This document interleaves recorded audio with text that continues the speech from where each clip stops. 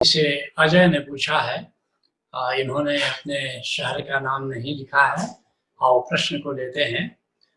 YouTube में इतने प्रवचन हैं, इतने संत हैं, संसार में इतनी आध्यात्मिक धाराएं हैं, हमें कैसे पता चले कि हम यात्रा कहाँ से शुरू करें और किसके साथ शुरू करें। तुम जिस असमंजस में हो उसके लिए बच्चन ने कहा है, मदिरालय जाने को घर से चलता है पीने वाला, किस पथ से जाऊं असमंजस में है वो भोला भाला। अलग अलग पथ बतलाते सब, लेकिन मैं बतलाता हूँ, राह पकड़ तू एक चला चल, पा जाएगा मधुशाला। कहीं से तुम शुरू करो, लेकिन हमारे सनातन धर्म में ये किस मार्ग से चलें, कैसे चलें, क्या सोपान है, इसके लिए कुछ किए हैं, सोपान निर्धारित किए गए हैं और उनकी चर्चा करते हैं। पहला सोपान ऋषि कहता है शास्त्रतः। जैसे तुम पीएचडी करते हो तो अब तक क्या कार्य हुआ है उस विषय पर, इसकी तुम समीक्षा करते हो, इसके लिए विभिन्न लेखकों का क्या कंट्रीब्यूशन है उसको देखते हो। तो पहला सोपान है शास्त्र पढ़ो, रामायण पढ़ो, गीता पढ़ो, महाभारत पढ़ो, कुरान पढ़ो, पुराण पढ़ो, वेद पढ़ो, उपनिषद पढ़ो, ओशो को पढ़ो। तो पहली बात यह है कि शास्त्रों को पढ़ो, धर्म के बारे में वे क्या कहते हैं, धर्म के बारे में वे क्या दृष्टि देते हैं। बहुत लोग यहीं पर रुक जाते हैं। लेकिन अब अगला पड़ाव है सत्संगतः। सत्संगता का अर्थ है जहां भी संत बोल रहा है, जहां भी अलख जगा हुआ है, जहां भी जीवंत गुरु है, अब उसको जाकर के सुनो वो क्या कह रहा है। और आज जैसा करें यूट्यूब के माध्यम से काफी मात्रा में सत्संग उपलब्ध है, तो सत्संग में जाओ और प्रवचन जो भी संत कह रहा है, जो भी उपदेश दे रहा है, उसको सुनो। अब बहुत सारे लोग केवल सत्संग ही करते रहते हैं। जैसे तुम्हारी बात से लगा है कि तुम भी सत्संग के चरण में हो, खोज रहे हो, ये अच्छी बात है। लेकिन अब इसके आगे तुमको लगता है कि अब क्या करें, तो अब इसके पहले कि अगला चरण है। एक बात याद रखना, पहले तो कसौटी क्या है सत्संग की, कसौटी कबीर साहब दे रहे हैं।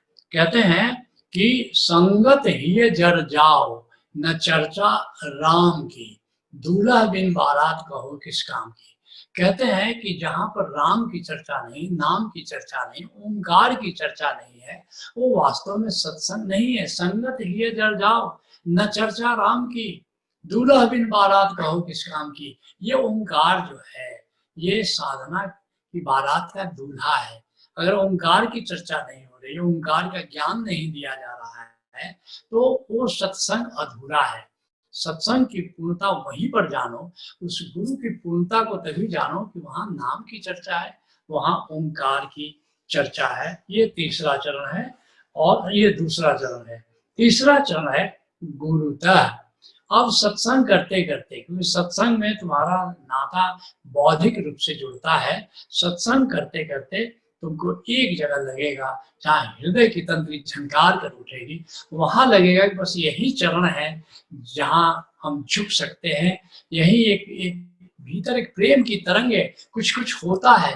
जैसे प्रेमी को पाकर, प्रेमिका को पाकर कुछ कुछ होता है, ऐसे ही जो तुम्हारे जीवन में गुरु की भूमिका निभाने वाला है, उसको देखकर, उसको सुनकर, उससे मिलकर तुम्हारे भीतर कुछ होना शुरू होता है। और फिर एक साथ गुरु और शिष्य दोनों का जन्म होता है। तुम्हारे भीतर शिष्य का जन्म होता है और तुम्हारे संत के भीतर एक सदगुरु का जन्म होता है। और तुम कहते हो कि लेकिन गुरु को अब चुने कैसे। आप प्रेमी तो चुन लेते हो, प्रेमिका तो चुन लेते हो, शादी के लिए दुल्हन तो खोज लेते हो। अब 7 अरब लोग हैं, अब 3.5 अरब पुरुष है, 3.5 अरब नारी है, उसमें से चलो 1-1 अरब विवाह के योग्य लोग हैं, उस 1 अरब में से एक चुनना है, वहां तुम्हें दिक्कत नहीं होती है। संत कितने हैं, मुश्किल से 100, 200, 1000 होंगे। तो जब 1 अरब में से एक चुन लेते हो, तो 1000 में से एक चुनने में क्या दिक्कत है। जहां तुम्हारा भीतर इंट्यूशन आता है, बस यही है, I am made for him and he is made for me. तो ये एक बात जहाँ घटित भीतर से होने लगती है, तो जैसे प्रेमी चुनते हो, जैसे प्रेमिका चुनते हो, वैसे ही सदगुरु को भी चुन लो। और चौथा चरण है स्वतः। अब गुरु ने जो मानचित्र दिया है, और सदगुरु की अभी पहचान है क्या, वो मानचित्र दे रहा है। तो जो भी मानचित्र सदगुरु देता है, जो भी मील के पत्थर उसने निर्धारित किए हैं, उस पथ पर चलना शुरू करो। जैसे ओशो धारा में 28 तल के कार्यक्रम निर्धारित किए गए हैं, 28 मील के पत्थर निर्धारित किए गए हैं। तो एक एक मील के पत्थर से यात्रा शुरू करते रहो, और कब तक चलो, जब तक मजा आए।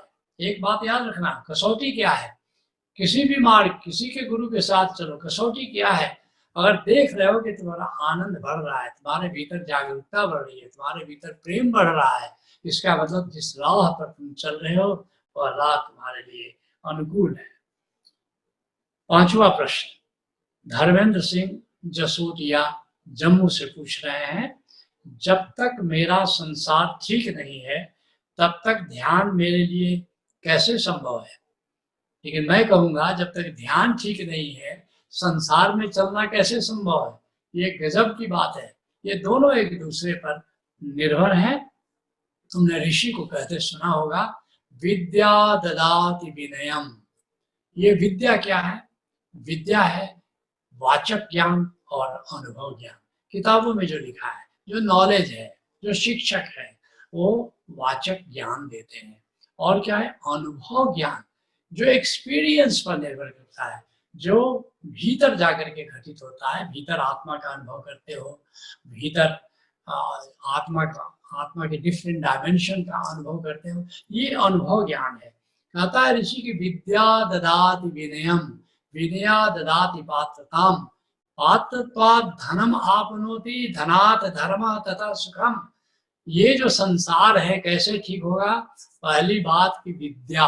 और विद्या में जैसा मैंने कहा, दोनों, वाचक ज्ञान भी, अनुभव ज्ञान भी। ऐसा नहीं पहले धन मिलेगा तब तुम विद्या प्राप्त करोगे। पहली बात है कि विद्या प्राप्त करो। विद्या ददाति विनयम, विनय से क्या होगा, शील पैदा होगा, अहोभाव पैदा होगा, एक अहोभाव से है भाव पैदा होगा। You start counting your blessings। तो विनय एक विनया विद्या ददाति विनयम, तो विनय प्राप्त होगा। और विनया ददाति पात्रताम, उसके बाद तुम्हारी पात्रता पैदा होगी।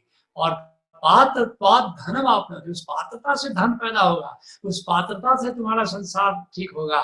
धनात् धर्म तथा सुखम, उस धन से अब तुम परोपकार करो, धर्म करो, और तब आनंद मिलेगा। तो ये स्टेज है। तो इसके लिए क्या करना होगा, फिर से मैं 5 उपाय बताना चाहूंगा। पहला, सत्संग करो। सत्संग से विद्या प्राप्त होगी, चाहे शिक्षक से सत्संग करो, चाहे गुरु से सत्संग करो।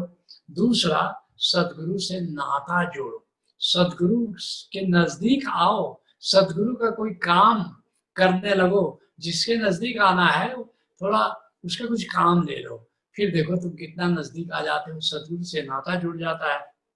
तीसरा, ध्यान करो और स्वयं से नाता जोड़ो। जिंदगी भर तो हुई गुफ्तगू गैरों से, मगर आज तक हमसे हमारी न मुलाकात हुई। अब स्वयं से नाता जोड़ो। फिर चौथा चरण क्या है, अहोभाव में जियो। अध्यात्म क्या है, शिकायत से अहोभाव की यात्रा है। What is spiritualism? It is a journey from complaining attitude to gratitude। तो अहोभाव में जियो, अर्थात जो है तुम्हारे पास उस पर नजर रखो, जो नहीं है उस पर विचार करने की, चिंता करने की जरूरत नहीं है। और 5वां सोपान है, पुरुषार्थ करो। पुरुषार्थ करो, कर्मठ बनो, संकल्प पूर्वक कर्म करो। कभी हमने आनंद गीता में लिखा था, हम अपना लिखते भाग्य स्वयं, पर समय बीत जब जाता है खुद का ही लिखा न पढ़ पाते, अक्षर धुंधला हो जाता है। हम खुद ही लिखते आत्मकथा, मत कहो विधाता ने लिखा। पुरुषार्थम शरणं गच्छामि, भय ओशो शरणं गच्छामि।